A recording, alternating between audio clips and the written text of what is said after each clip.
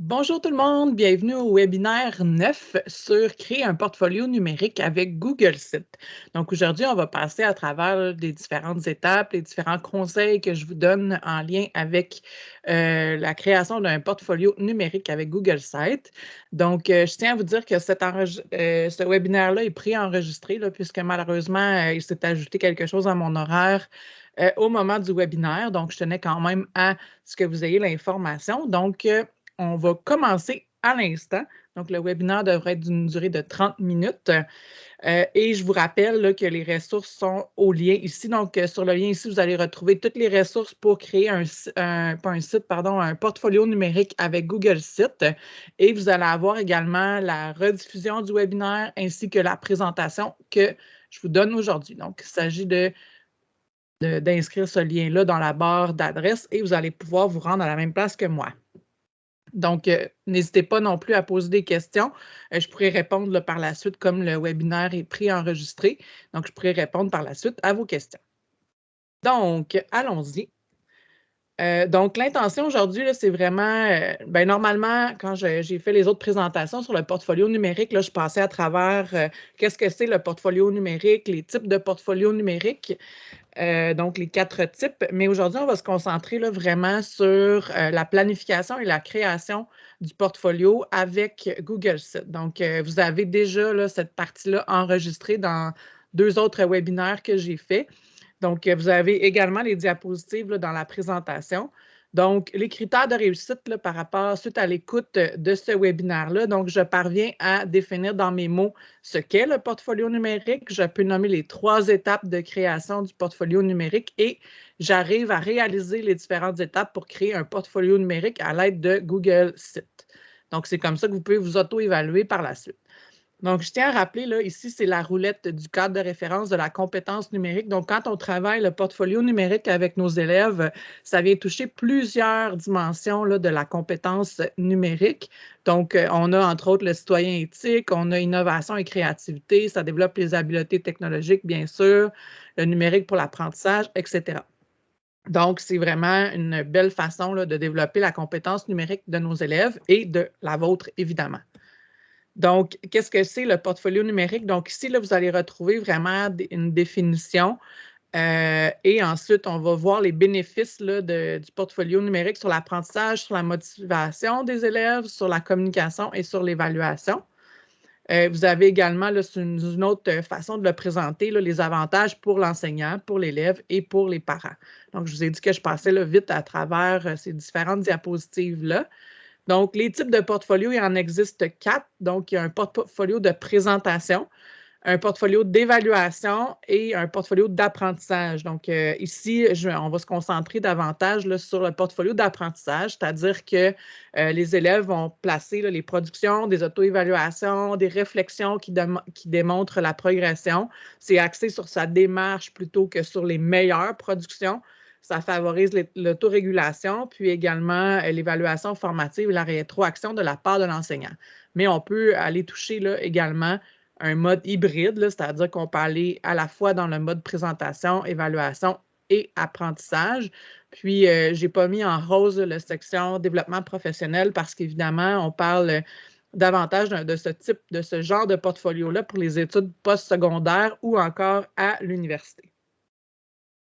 Donc, évidemment, c'est la bonne occasion de regrouper au même endroit toutes les preuves d'apprentissage. Donc, je vous rappelle, on a parlé beaucoup là, de la triangulation. Donc, on peut y placer des conversations, des observations et des productions de l'élève. Vous avez des exemples ici de ce qu'on peut y placer. Donc, il y a 3 tableaux là, par rapport à la mathématique, évidemment.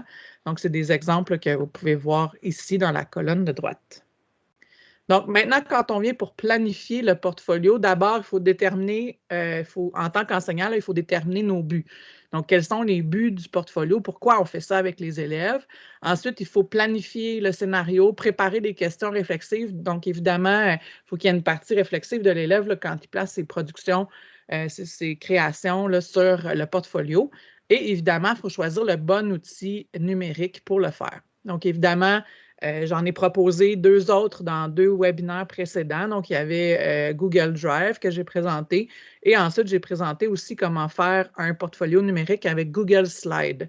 Donc, aujourd'hui, dans le choix de l'outil, je vous présente une autre façon de faire. Donc, c'est Google Site. Donc, évidemment, déterminer les buts, là, vous allez avoir ici. C'est vraiment... donc, c'est quoi le but, là? Donc, réfléchissez à ça en tant qu'enseignant d'abord avant de mettre en place un portfolio avec les élèves.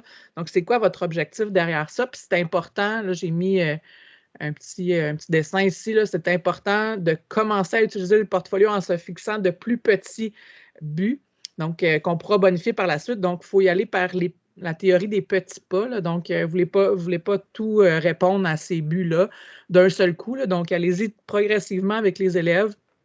Et au fil des mois, au fil des années, vous pouvez ajouter plusieurs objectifs derrière la création du portfolio avec vos élèves, mais on y va vraiment pour ne pas vous décourager, on y va un petit but à la fois. Donc, si c'est juste pour une matière la première année, il n'y a aucun problème avec ça. Donc, ça peut être une matière, ça peut être dans une compétence spécifiquement qu'on place des productions. Donc, c'est à vous de réfléchir à ça. Donc, j'ai mis des pistes pour y réfléchir. Ensuite, pour planifier le portfolio, quel est le contenu attendu dans le portfolio, justement, ici? Est-ce qu'on va y placer une section réflexion? Est-ce qu'on va y apporter des commentaires? Je vais vous montrer comment tout faire ça avec Google Sites par la suite. Et est-ce qu'on place des activités d'apprentissage, d'encadrement ou d'évaluation? Donc, c'est à vous de réfléchir à ça avant de vous lancer avec les élèves. Ensuite, comme je vous dis, quand on a un portfolio, c'est la partie réflexion qui est intéressante avec nos élèves. On veut, à travers la création de ce portfolio-là, amener nos élèves à réfléchir. Donc, les exemples de questions à poser à nos élèves. Donc, évidemment, la partie réflexion là, peut se faire de différentes manières. Elle peut se faire de manière audio, de façon écrite et en vidéo également là, dans le portfolio. Donc, je vais vous montrer là, comment faire pour ajouter cette partie réflexive-là dans un portfolio avec Google Sites. Donc, aujourd'hui, comme je vous parlais, on s'attarde, on explore en fait comment faire le portfolio numérique avec Google Sites. Donc, c'est vraiment ça qu'on va choisir comme outil aujourd'hui. Je vais commencer par vous présenter, j'ai 4 exemples, donc je vais sortir de ma présentation pour vous montrer à quoi ça peut ressembler, puis je vais y revenir là, quelques fois. Donc ici, on a un portfolio d'une élève de 6e année. Évidemment, c'est un exemple. Donc, ma 6e année par Émilie Côté-Roy. Donc, c'est un exemple qui provient là, du centre de service Marguerite Bourgeois. Donc, c'est les conseillères ici qui ont travaillé sur cet exemple-là. Donc, on voit ici comment elle est organisée. Donc, on a sciences, on a les disciplines en fait, donc sciences, et elle passe des projets, français. Donc, on a lecture, plusieurs projets. Donc, on l'a divisé ici par les compétences. Donc, lecture, écriture. En mathématiques, on a 3 projets qui sont là, en arts plastiques, et on a placé une section équipe sportive. Donc, si on fait le tour, donc, vous voyez, l'élève place des photos et elle vient placer une description là, de son projet. Donc, ça, c'est pour les sciences, le cycle de l'eau. On y a placé là, une animation qu'elle a fait avec Keynote. On a placé une vidéo qui est là. Donc, on voit qu'on peut placer des GIFs animés qu'elle a trouvés sur FreePic. Donc, c'est écrit le fait sur slide avec un Chromebook. Donc, l'élève a développé cette animation-là.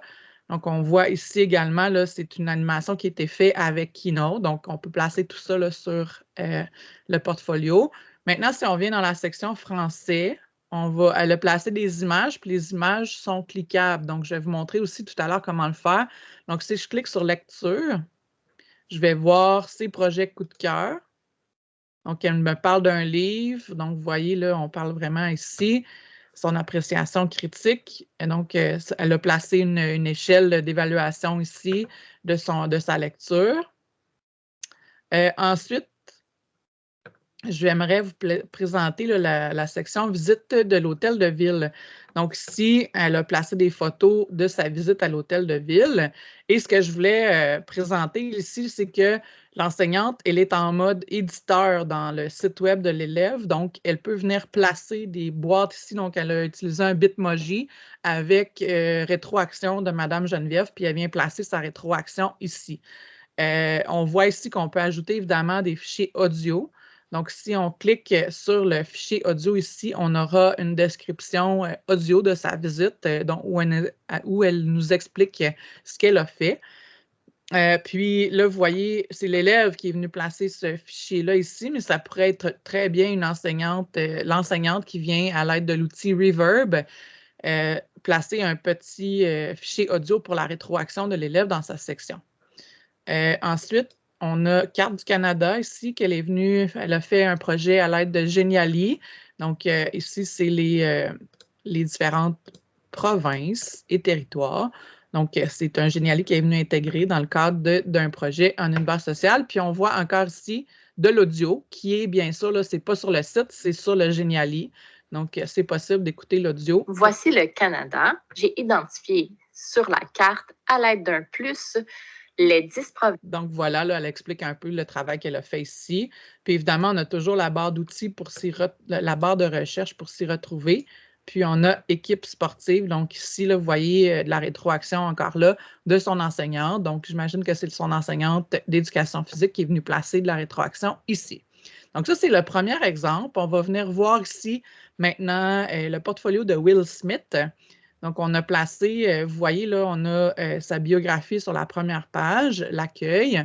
Ensuite, laissez-moi un commentaire. Vous avez, c'est un Google Form, en fait, qui est ici pour permettre aux visiteurs, à ceux qui visitent son portfolio, de recueillir les commentaires là, sur celui-ci.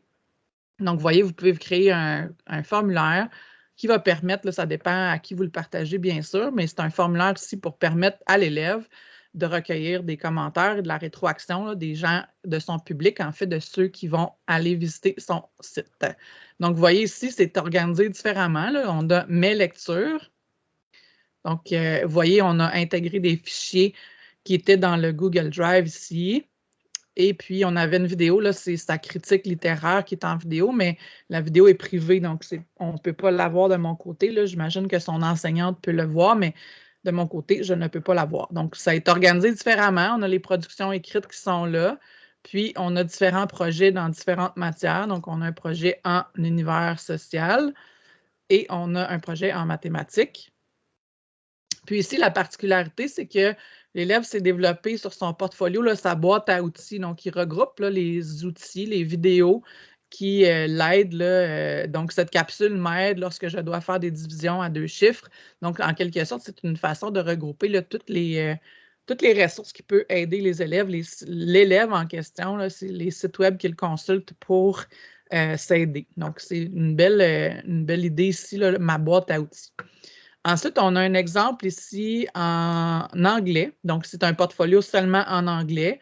Et ensuite, on a un modèle, là, donc ici, mes rêves, mes talents. Donc, ça, c'est sur la première page. Et ensuite, vous avez, c'est divisé là, par unité. Donc, les intentions pédagogiques, on place les fichiers ici. Donc, il y a de la musique, on peut intégrer des vidéos, etc. Puis ça, c'est l'unité 2. Donc, vraiment, c'est un portfolio, mais qui est concentré cette fois-ci sur la discipline qui est l'anglais. Ensuite, on a un autre modèle ici qui est divisé autrement. Donc, un portfolio 2 en classe. Puis là, il a placé dans en classe les disciplines ici. Puis il a placé par la suite les spécialités. Puis il y a une section commentaires où j'imagine qu'il peut venir placer un formulaire, là, comme on a vu tout à l'heure, pour venir placer les commentaires. Donc, ici, c'est en anglais. Donc, il n'y a rien d'inscrit là, mais vous voyez, là, c'est une façon différente de l'organiser. Donc, le modèle de portfolio, c'est un autre modèle à voir. Donc, j'ai fait le tour des 4 modèles que je voulais vous présenter. Donc, ça vous donne une idée à peu près de ce qu'on peut faire. Mais avant de se lancer avec les élèves, vous voyez qu'il y a différents modèles d'organisation. J'attends que ma présentation charge. Donc, ce qui est important, c'est, avant de commencer le portfolio, de lancer les élèves dans l'outil même, dire allez-y, on crée le portfolio, c'est important de réfléchir à l'organisation de celui-ci. Donc, moi, je vous ai proposé des outils là, pour faire l'organigramme. Ça peut très bien se faire de façon papier, là, crayon papier, mais il faut réfléchir là, quel lien qu'est-ce que je vais mettre sur ma page d'accueil? Quelles sont les pages et sous-pages? Parce que je vais vous montrer tout à l'heure, on peut mettre, c'est un peu comme un dossier. Là. On a un dossier, ensuite on a un sous-dossier, sous-sous-sous-dossier. Donc, qu'est-ce qu'on va voir dans les pages principales? C'est celles qui s'affichent dans le menu, donc soit à gauche ou en haut. Donc, il faut réfléchir à comment on l'organise. Est-ce que c'est juste une discipline qu'on place dessus? Les élèves sont-ils libres de décider de la structure du site ou celle-ci sera-t-elle imposée? Je vais vous montrer un peu plus loin comment on peut forcer les élèves à utiliser un modèle qu'on leur propose pour pas qu'ils partent de rien. Donc, si les élèves sont un peu plus jeunes, on peut tout de suite, en tant qu'enseignant, préparer le modèle, le Canva, puis ensuite le donner aux élèves pour qu'ils viennent le personnaliser avec leur contenu à eux. Mais est-ce qu'il y a des sujets qui sont obligatoires à placer à l'intérieur? Donc, si vous êtes au primaire, par exemple, est-ce qu'on place français, mathématiques? Est-ce qu'on place seulement français? Si vous êtes enseignant au secondaire, est-ce que les élèves vont placer, est-ce qu'ils vont y placer là, chacune des compétences ou voulez vous concentrer là, sur une compétence ou deux principalement? Donc, c'est vraiment important de réfléchir et de faire cet organigramme-là aux élèves avant de se lancer. Puis c'est aussi important de donner un moment de familiarisation aux élèves, donc un moment où ils vont juste naviguer sans tâches précises, là, mais aller voir un peu comment ça fonctionne Google Sites. Donc, je dis toujours là, un moment de familiarisation où ils touchent, là, puis il n'y a rien à créer en tant que tel, mais ils explorent. Puis après ça, on peut faire une partie partage là, avec les élèves pour leur montrer ce qu'ils ont découvert qu'on pouvait faire. Puis des fois, ça vous permet d'en découvrir davantage aussi parce que les élèves aiment ça, explorer comme ça. Puis ils n'ont pas peur de toucher, ce qui est bien. Donc, de toucher à tous les boutons, puis ils découvrent certaines fonctionnalités de cette façon-là. Donc, l'organisation du portfolio, donc il y a vraiment deux façons de faire. Donc, si vous êtes évidemment au secondaire, l'option 1 est probablement la meilleure. Donc, un site par élève. Donc, ici, l'élève l'organise par matière, par compétence ou etc. Donc, ici, c'est l'option 1. Donc, un site par élève. Puis, si vous avez des élèves un peu plus jeunes, c'est possible aussi d'utiliser Google Sites, mais dans ce cas-là, on propose un site pour la classe et une page par élève. Donc, tout le monde va aller va aller éditer le même site. Donc, en tant qu'enseignant, vous avez juste un site à visiter. Tandis qu'ici, bien évidemment, vous avez plusieurs sites, là, mais je vais vous montrer un peu plus loin comment recueillir là, les sites de vos élèves à un même endroit pour s'assurer que vous n'ayez pas à naviguer, ouvrir plusieurs fenêtres, etc. Donc, ici, vous voyez, là, c'est Amélie, on a Justin, Fanny, puis c'est organisé en sous-dossiers. Donc, pour Amélie, elle a une page mathématiques, écriture. Donc, à ce moment-là, ce même site-là est partagé avec tous les élèves. Ensuite, il y a différentes façons aussi là, de partager le Google Site. Donc, il faut déterminer qui sera le public de nos élèves. Donc, on peut, d'un côté, là, partager là, seulement avec les parents, l'enseignant. Donc, à ce moment-là, je vais vous le montrer là, à l'instant. Je vais me rendre dans Google Sites, mais on partage avec le courriel csdq.net de l'enseignant, puis on le met éditeur. Je vous rappelle pourquoi on veut mettre l'enseignant éditeur. C'est que on aimerait ça que l'enseignant puisse venir inscrire, donc pouvoir modifier, là, pas pour modifier nécessairement le contenu de l'élève, mais pour pouvoir venir y donner de la rétroaction. Donc, ici, dans cette option-là, seules les personnes qui ont été ajoutées ont accès au site. Il n'y a personne d'autre qui a accès. Donc, c'est un mode un peu plus restreint. Donc, quand les élèves sont un peu plus vieux, on aime ça. En fait, c'est l'importance des élèves. Ils mettent un peu plus d'énergie là, quand ils ont un public authentique. Donc, l'avantage de partager de cette façon-là, avec les gens qui ont une adresse csdq.net, c'est d'avoir un public. Donc, il va y avoir les élèves à ce moment-là, les pairs en classe vont pouvoir le consulter. Donc, les élèves apprécient là, de pouvoir de recueillir des commentaires de leurs pairs, etc. Donc, ici, on publie le site à tous ceux qui ont une adresse csdq.net. Donc, comment on fait ça? Je me rends dans site.com.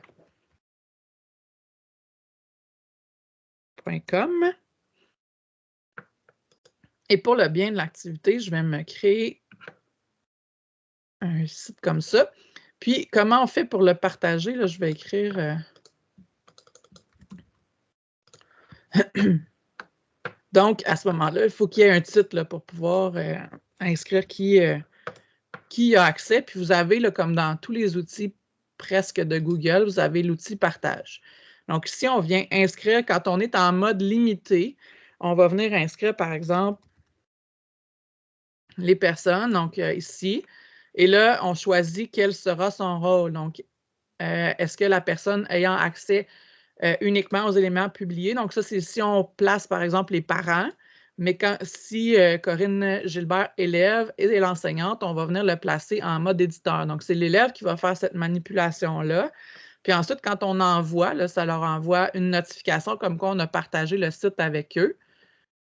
Et là, vous avez les éditeurs peuvent publier le site, modifier les autorisations et ajouter des collaborateurs. Donc, si vous ne voulez pas que ce soit ça, on vient le décocher tout simplement. Et là, on fait « Envoyer ».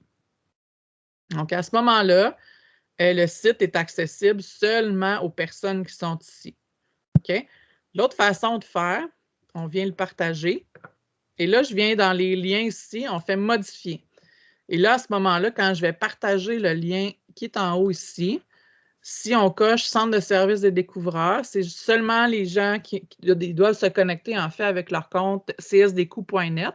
Est-ce qu'on le rend public ou encore limité? Limité, c'est la façon dont je vous ai montré tout à l'heure. C'est vraiment juste les personnes qu'on a ajoutées en haut qui ont accès. Donc, il est possible de faire les deux façons.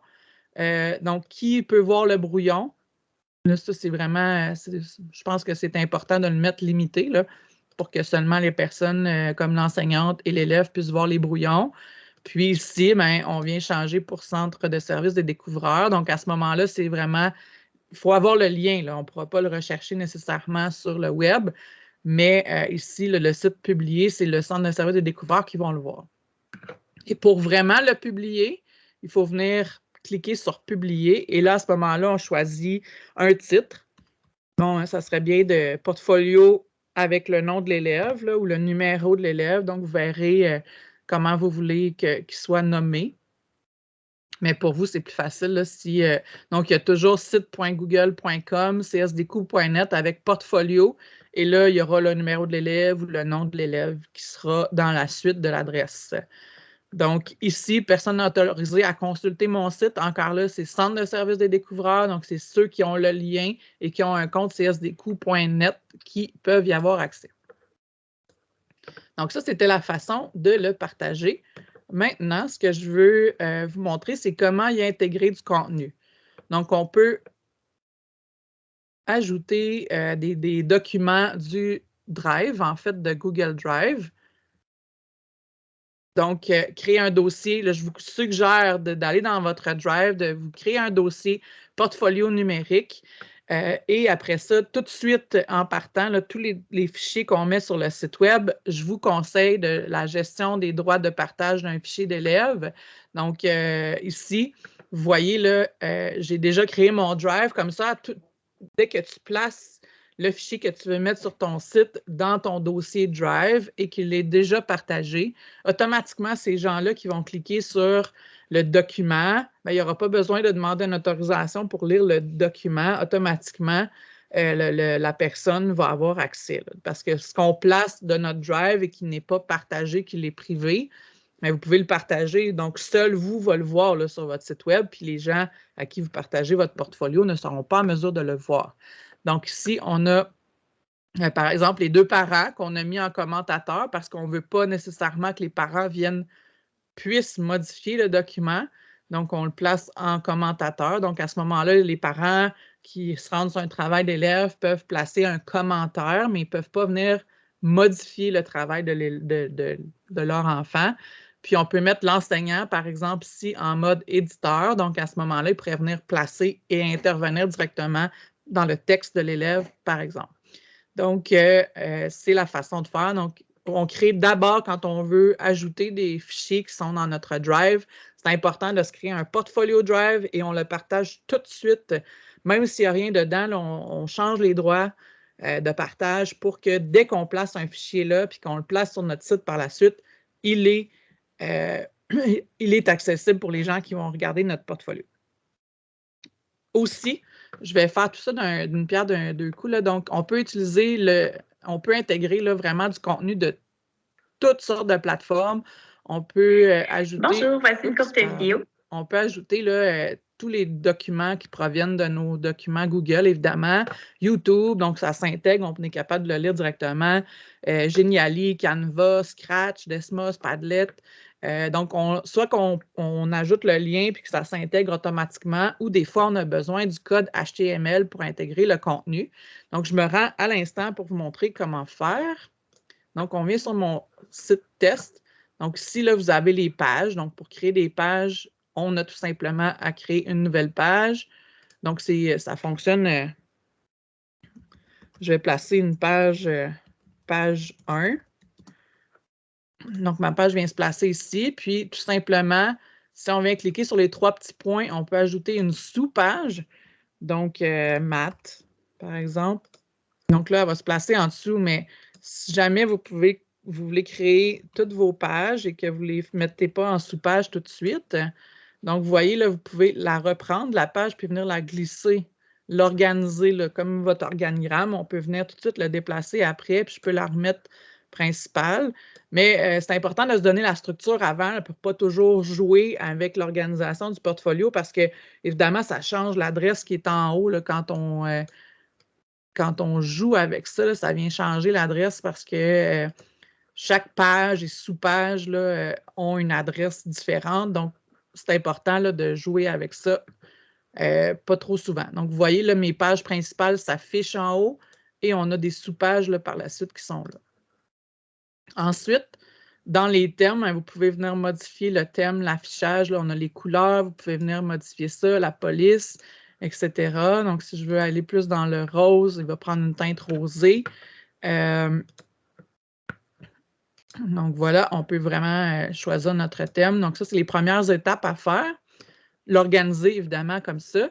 Et après, c'est de l'intégration de contenu. Donc là, vous voyez, par défaut, on a des zones de texte, on a des images.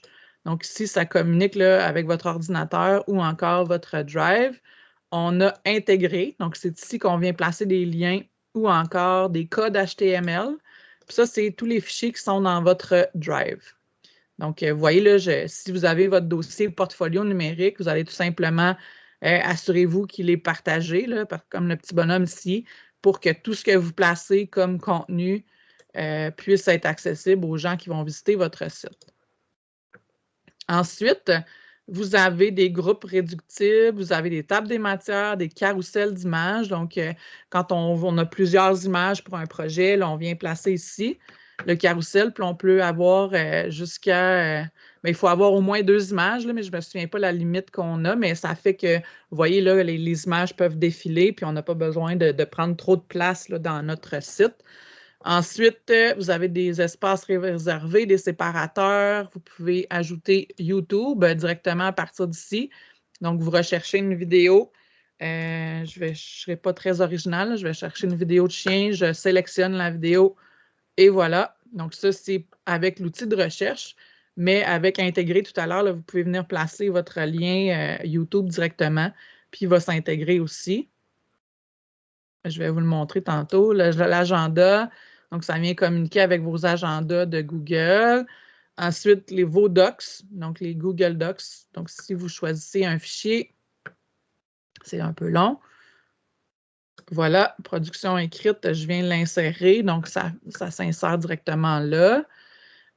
Ensuite, mes feuilles de calcul, formulaire, graphique. Donc, c'est vraiment...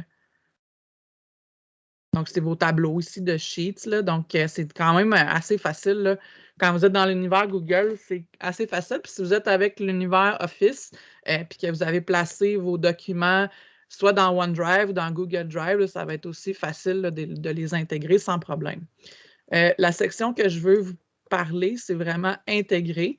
Donc ici, tantôt on a vu YouTube, là, mais si je me rends sur YouTube et que j'ai une autre vidéo que j'aimerais placer, puis je ne l'ai pas trouvée, je l'ai trouvée au départ, mais en fait, je vais dans cette vidéo, je vais copier mon lien en haut ici, copier, et je vais venir tout simplement copier mon lien ici, puis vous voyez, là, ça va l'intégrer. Donc, je fais tout simplement insérer, puis il va se placer dans mon portfolio.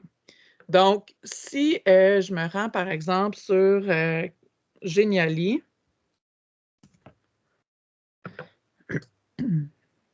et que je veux intégrer un contenu, j'en ai déjà un ici. Donc, vous voyez, là, je vais voir mon Geniali. Si je veux l'intégrer, voyons. Donc, voilà, je veux option ici, puis vous avez toujours envoyer une copie, publier. Bien là, il n'est pas publié. Celui-là, je vais prendre un qui est déjà publié. Donc, celui-là, je l'ai déjà publié, puis je viens sur partager ici, puis vous avez toujours un code inséré. Donc là, vous avez le lien. Probablement que le Geniali s'insérerait juste avec le lien, mais partout là, que vous avez du contenu à intégrer, vous avez toujours un inséré quelque part. Puis là, vous copiez ce code-là, en fait. Puis là, vous voyez les copies dans mon presse-papier. Et je viens ici, intégrer. Je copie dans intégrer le code.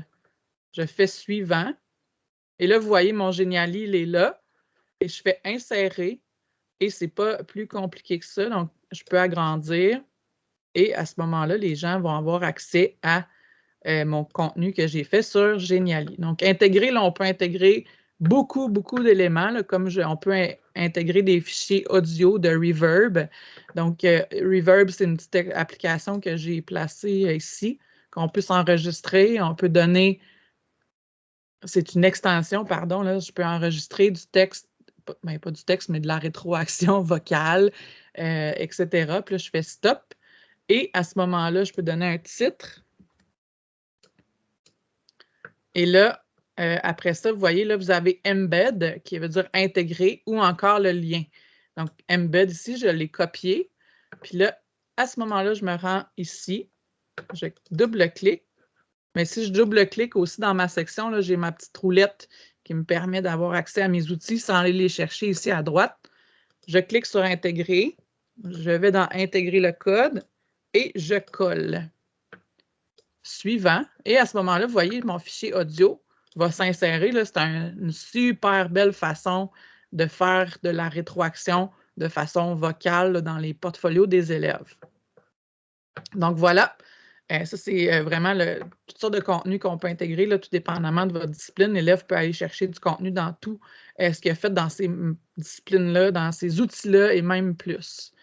Ce que je voulais vous dire aussi, c'est que n'oubliez pas de publier, là, parce que là, je n'ai pas mis de lien, mais il faut publier à chaque fois qu'on apporte des changements, sinon les gens qui ont le lien n'y auront pas accès, là, donc ils ne voient pas le brouillon. Donc, c'est important de venir toujours publier quand on a fait des changements. Puis, si on veut copier le lien, là, il n'est pas publié le mien, mais on ne vient jamais chercher, quand on veut partager notre site, le lien ici, parce que ça, c'est le mode éditeur. OK? Donc, si vous venez partager ça, les gens n'ont pas ont accès à votre mode édition, puis là, vous ne voulez pas qu'ils viennent modifier. Donc, c'est important de venir toujours sur la chaîne ici pour copier le lien, puis ça copie le lien vers la page dans laquelle vous êtes. OK? Donc, il y a d'autres façons de faire aussi, là, donc, ici, je saute du coq à l'âne, mais vous avez le mode visualiser qui est ici. Donc, vous pouvez voir de quoi ça a l'air, mais encore là, on ne copie pas ce lien-là parce que ce n'est pas le bon lien. Donc, c'est important de toujours venir prendre le lien qui est là, qui est vraiment le site publié. Donc, c'est écrit là. Donc, le mien, il n'est pas publié, celui-ci, parce que c'est un exemple, mais c'est important de toujours prendre ce lien-là. Donc là, vous l'explorez. Moi, je vais vite, j'ai seulement 30 minutes, mais quand on vient dans le petit engrenage aussi, là, on a des images de marque qu'on peut venir placer dans la barre ici, la bannière d'annonce. Donc, laissez vraiment vos élèves explorer. Là, ils vont découvrir plein de choses, puis ils vont vous surprendre. Donc, laissez-les explorer. Il y a des boutons, des séparateurs, des carousels d'images. Il y a déjà un mode d'organisation qui est défini. Quand on veut que ce soit uniforme, là, la mise en page, c'est important. Bien, c'est quelque chose qui est intéressant ici. Donc, ça, c'est vraiment la façon de l'organiser. Puis, ce que je vous disais tout à l'heure, c'est important que l'enseignant vienne placer de la rétroaction sur le travail des élèves, donc sur ce qu'ils ont fait dans leur portfolio. Donc, il y a plusieurs outils, là, je vais l'en placer sur la page de ressources, comment créer un site avec Google Sites. mais l'enseignant peut venir placer des commentaires à l'audio, en vidéo, à l'écrit, directement sur le site de l'élève.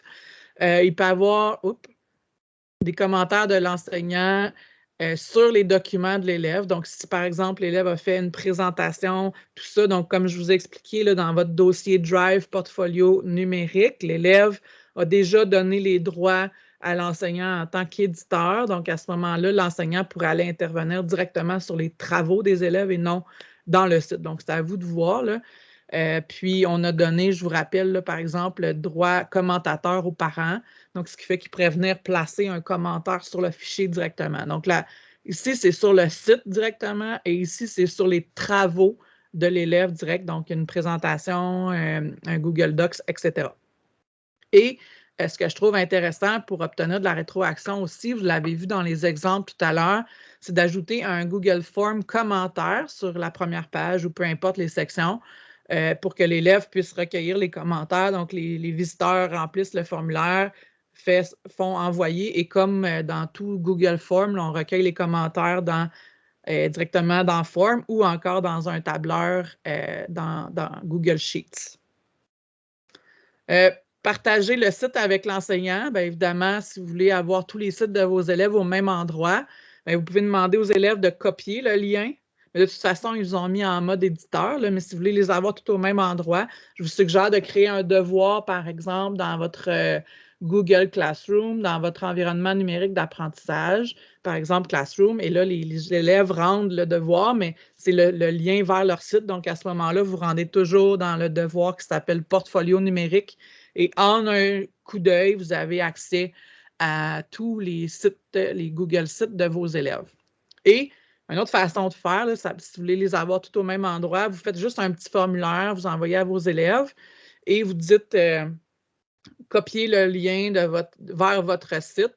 Et là, ils font envoyer le formulaire et vous, tout au même endroit, là, vous allez avoir les liens vers les sites de vos élèves. Donc, c'est deux façons de faire. Donc, partager le site avec l'enseignant.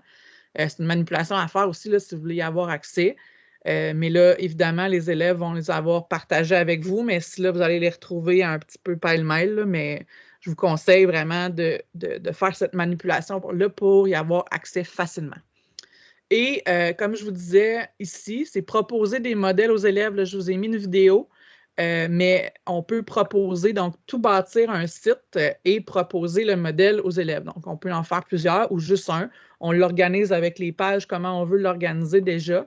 Puis après ça, à partir de notre site, je vais vous faire la manipulation, là, mais on vient effacer jusqu'à la lettre P. Donc, on garde la barre oblique, on efface tout ça, puis on le remplace par Template Preview.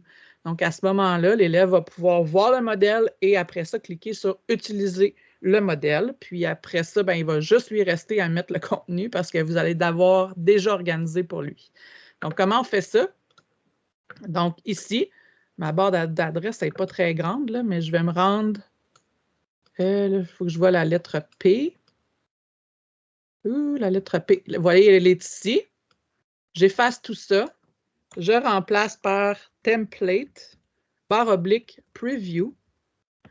Et là, je vais copier cette adresse-là pour vous montrer de quoi, qu'est-ce que l'élève va voir quand vous allez lui partager ce lien-là. Si je clique sur Enter, vous allez voir que l'élève peut voir le modèle. Donc, de quoi ça a l'air? Est-ce que celui-là m'intéresse? Je voudrais l'organiser comme ça. Et par la suite, cliquez sur « Utiliser ce modèle-là » et il va se créer sa propre copie dans sa plateforme site. Et à ce moment-là, bien, vous voyez, il est déjà organisé. Fait qu'on ne perd pas de temps à l'organiser parce que vous l'avez fait pour eux. Donc, ça peut être une belle façon aussi si vous voulez sauver du temps puis vous voulez que le portfolio soit vraiment organisé d'une façon précise. Donc, évidemment, j'avais seulement 30 minutes. J'en ai pris un petit peu plus pour faire le tour de comment créer un portfolio numérique avec Google Sites. Évidemment, je reste disponible là, si vous avez des questions et je vais placer là, progressivement. Je vois que j'ai une coquille ici, là, donc modèle. Je n'ai pas fait mon E accent grave, mais vous savez de quoi je parlais. Donc, c'est ça, je demeure disponible là, pour vous accompagner si vous avez besoin si vous voulez démarrer ça avec vos élèves. Et puis, je vais placer plein de ressources là, sur la page des sites, des portfolios numériques également, que vous avez accès là, par le biais du lien qui est ici. Et je vous rappelle, avant de terminer, les prochains webinaires. Donc, le prochain webinaire la semaine prochaine, c'est sur créer des grilles d'évaluation. Je vais m'y rendre à la présentation. Donc, c'est créer des grilles d'évaluation avec l'environnement numérique d'apprentissage Google Classroom. Et je vais vous présenter également la plateforme Ma Classe. Donc, je vais faire une petite tournée rapide là, de cette plateforme-là pour que vous puissiez la découvrir là, pour l'utiliser avec vos élèves. Donc, les ressources sont là. Et je sonnais bon là, de préciser que je me suis beaucoup inspirée là, de mes collègues récits de d'autres centres de services. Donc, ici, vous avez les liens vers les trois sites que j'ai consultés là, pour m'inspirer pour cette présentation-là. Donc, je voulais leur donner le crédit, évidemment. Donc, voilà, je vous remercie beaucoup pour votre écoute et je demeure évidemment disponible pour répondre à vos questions si vous en avez. Bonne journée!